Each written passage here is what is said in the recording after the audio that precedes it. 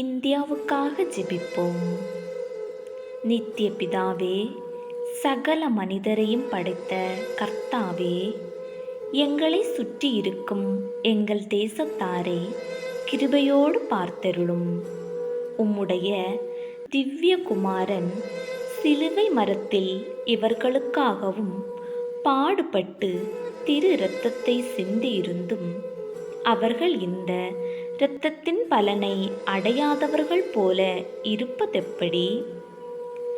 இத்தனை கோடி ஜனங்களின் பேரில் இரக்கமாய் உமது கண்களை திருப்பி அவர்களுக்கு இரட்சணிய பாதையை திறந்தருளும்படி மன்றாடுகிறோம்.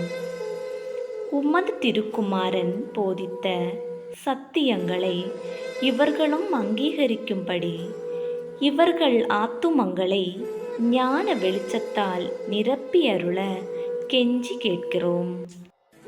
இந்த தேசத்தாரெல்லாம் தேவரீருக்கு மட்டும் ஆராதனை செலுத்தி ஒரே மெய்ப்பனுக்கு கீழ்ப்படிந்து இருப்பதை பார்ப்பது எப்போது?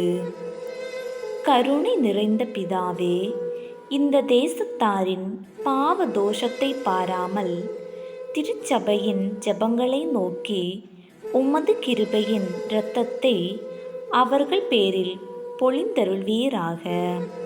அவர்களும் திருச்சபையின் பிள்ளைகளாகும்படி தேவரீரை கெஞ்சி மன்றாடுகிறோம் ஆண்டவரே. ஆமேன்.